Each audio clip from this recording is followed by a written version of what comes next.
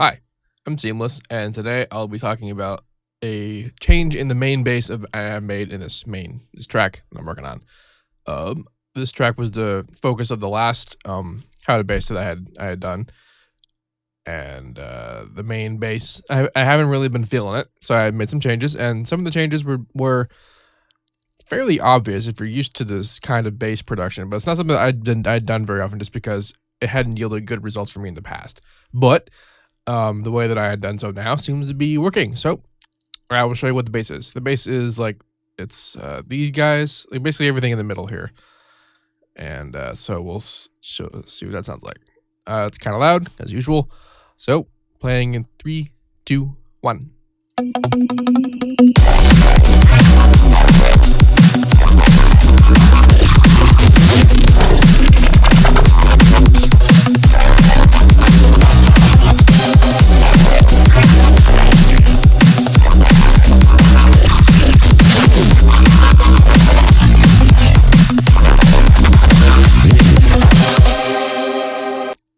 That should be sufficient.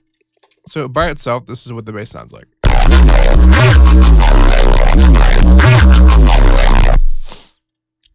It's, it has its basis as Harmor, but what really makes this work is this sort of stacking I did with some chorus and then into a wave shaper, which is, a saturation distortion plugin of the simplest kind. And I did it again and again, and actually only just did it twice, and then it went out. So why does this work? Well, it actually has a lot to do with what I normally do in Harmor anyway. So this particular patch, let's see, sounds like, just disable these. That's what it sounds like before all the stuff I did to it.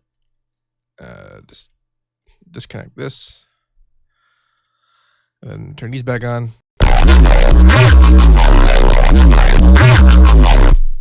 So the changes are subtle, but I believe that it makes it a much more, it's a more unique and dynamic sound than it was previously. So what's going on? In the main Harmor patch, what is this guy? It's the usual antics. Sneezing. Not gonna sneeze. Okay, it's the usual antics where I turned the unison to 2, put it up pretty high. I got some craziness going on in the pitch differences, the unison pitch spectrum. Now, if you're coming from normal like drum and bass kind of bass design, then what Harmor is doing right here, as I've discussed before, takes the place of complicated frequency splits that you would normally do to get this kind of stuff.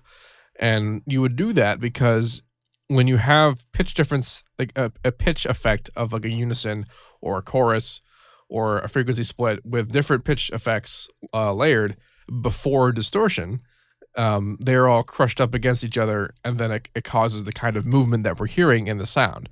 I've mentioned this a lot in previous how to bass videos, but that's the basic. That's the reason that stuff sounds the way it does. And this is important because Harmor you can make much more complicated changes to the pitch stack with the unison changes than you could with the normal frequency splitting. Like, to put it in perspective, you could do a frequency split that mimics what this setup does here, only you would need to have 512 individual splits and, use calculus to determine what this curve means in that split. And then they also have to follow each note value because this isn't actually like the audio spectrum. This is octaves of harmonics. So it's the same for each note. I am also using the detune function, which I've also discussed in previous how to bass videos, which the purpose of the detune function is it moves all the harmonic partials away from the fundamental. Like so. And that creates a bit of a warble kind of sound, and the unison setup that I have also does that. So there's a lot of interplay going on in that, and causing lots of interesting things. And so I'm distorting all of it with Harmor's built-in distortion, which is nice and dandy. And that's where I was stuck at before. I didn't really like what it was. I also didn't want to go so far as to resample it because I could do that. but I didn't really want to. So I did kind of like an old school resampling. When I say old school, I mean basically before I started using Harmor. And I didn't really have a humongous amount of luck with it back in the day, but I also didn't really have a huge amount of understanding of what I was doing back in the day. So I applied some of the things I learned. Like, for example, like I discussed in the beginning of the video, the crux of what makes the sound is the pitch effects before distortion. So I put on a chorus after the fact. I'm just going to delete this. Put on a chorus after the fact, and then EQ just to balance it out, and then distorted it. So I also have a dry-ish version of it. It's not actually the same. Just a low kind of thing, just to balance it out. But the chorus, this particular chorus is this guy. Is not the only major differences from the default is that I turned the wet to only wet, so that's why I have the other connection here. That's the dry connection. I have the dry and the wet, so I can have individual control over that. And then I put the cross cutoff all the way down. It's the high frequency type, so that means that all the way down means the whole spectrum of the sound is being chorused, because you could make it only do like the highs or only the lows kind of deal. But I'm doing everything. And then I'm bringing it into the wave shaper. And then the wave shaper is just a very basic kind of saturation design. I'm not a humongous expert on distortion types, which it's probably very obvious to people who are, like how very rudimentary and amateurish that I use the distortion types that I do. And it's really like very lucky that Harmor has built in distortion works just pretty much perfectly for what I want them to do. Because if I had to find out how to do that on my own, I probably wouldn't have been as successful as I am in that endeavor. But it's also just not, it's very light. Like, this is a very light distortion type. And that's because I had planned on stacking it, and I did. I did basically two of this setup. They're not the same effects. I set it to taste each time, and then, but the distortion was pretty much the same effect. It's the same light kind of additional saturation, and then it goes out. And I have an additional EQ on the main channel just to balance stuff out, and then a limiter because I was trying something out. I actually kind of forgot that was there. I was just making sure that it was all very crushed to level. I would normally do multi-band compression, but I actually specifically didn't want the benefits of multi-band compression, which is that it would make it more transparent and evenly loud. I actually wanted the compression artifacts of the lows coming in and crushing the highs because they're too loud. That's what I wanted, and I got that pretty well. Now, that's the technical aspect of how to make the sound, but I actually want to talk about how I use the sound in some of these patterns, because it actually, I did some things that I don't normally do, and I also did some stuff that I didn't expect to do what it did. So I'm going to look at this one here. So what's happening here is I'm actually playing two notes that are very close to each other, and it's causing, I mean, this would normally be a very dissonant sound, but because of the way that this is being distorted and the nature of the patch itself, instead of it being a dissonant tone, it's just warbling really fast. So, like, let's actually go to a new pattern.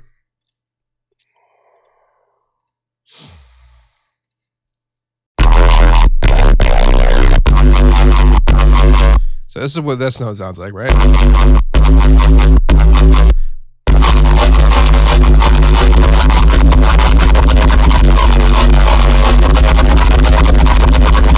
So, like, it's not actually like a very solid tone at all, but you can still hear a rhythmic element in it. And so I kind of experimented with that in various patterns and yielded decent results. Also, something that I noticed is that this is actually something that I took advantage of in previous songs, like in Resolve, one of the patches. I would use frequent pitch modulation. And I did that because if you noticed this is pretty standard for all Reese types, but as the pitch increases, so does the speed of the pitch modulation, and that's because the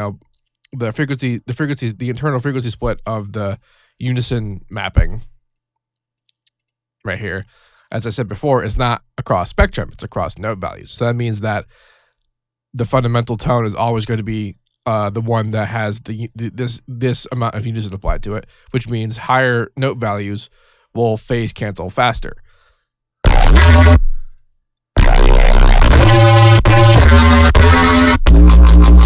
But as you might have noticed, there's a kind of a tonal difference between some of these notes, and that has to do with the detune function as it's set here. The amount of speed increase between the detune function and the unison function is not the same. So that means that there's a certain point where it sounds like there's a solid sound as opposed to a almost completely phase canceled sound. And you can kind of mess with this. And this is the result of leaving the note at a higher value before bringing it down. It was actually a pretty excellent pattern that it described. That wasn't it. It's the same pattern. All right, here we go. So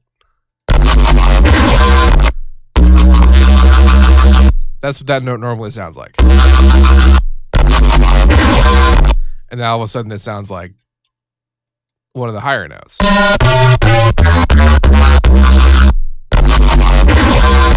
And that's because when it was being modulated to go up and down like this, the amount of time that note spent modulating at that speed meant that the total modulation passed, like the amount of modulation that occurred was ultimately more. And so if I held this note for long enough, eventually it would get to that sound. But because I went up and did higher notes and then came back down, it basically like time traveled for a second. It existed faster than the time than the amount of note that passed.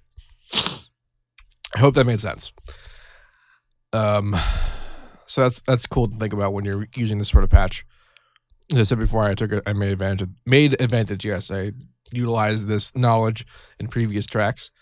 There's not a whole lot else going on in this patch. The basic point that I wanted to make about this patch as it currently exists is that the characteristics were mostly accomplished through this stacking of chorus and distortion kind of thing. And this is what people would have told you, for years about resampling, and that's what they told me when I initially did research into it before I knew what I was doing. I was saying, well, how does resampling work? And it's like, well, you just make subtle chains of like chorus and distortion, and that's what they would say, but I never really knew why.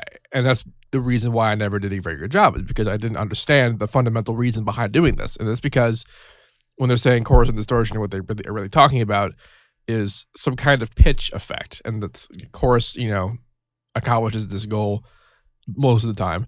Some kind of pitch effect before distortion, because the pitch causes the phase cancellation. The pitch effects causes phase cancellation of a sound that would normally be a solid tone. And it has to do with the harmonics of that sound. Like I'm saying harmonics and you're thinking because I'm talking about Harmor, but Harmor is really only mimicking what that sound is to begin with. And I am, of course, talking about saw waves, because that's something else that's, your standard D&B, resampling saw wave. That's kind of what it's based on.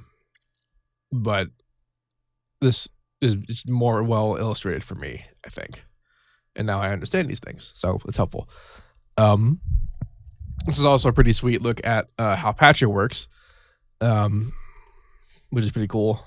Like how much, like this would be like 4 mixer track inserts if I were to do this normally, and 2 plugins. Like this would be two. I'd have to have a layer to make this work, and then it would go have dry and chorus. And you saw how there was the option to have dry or not, but this gives you direct control. I could even do different effects to the dry signal, and then it all goes out into one thing. And then of course I have like an EQ and a limiter out here, and I probably should, just for organization's sake, bring this back into the patcher, and then there would be no mixer interaction whatsoever for the patcher, except for the fact that I'm routing this into the channel that is being sidechained by the drums.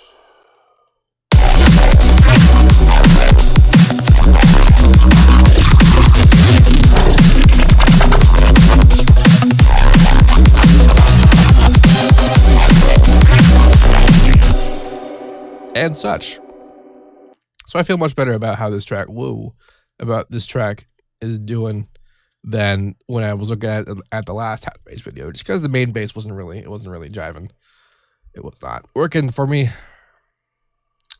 So yeah, if you have any questions, let me know. I'll attempt to answer them. And as usual, have a nice day.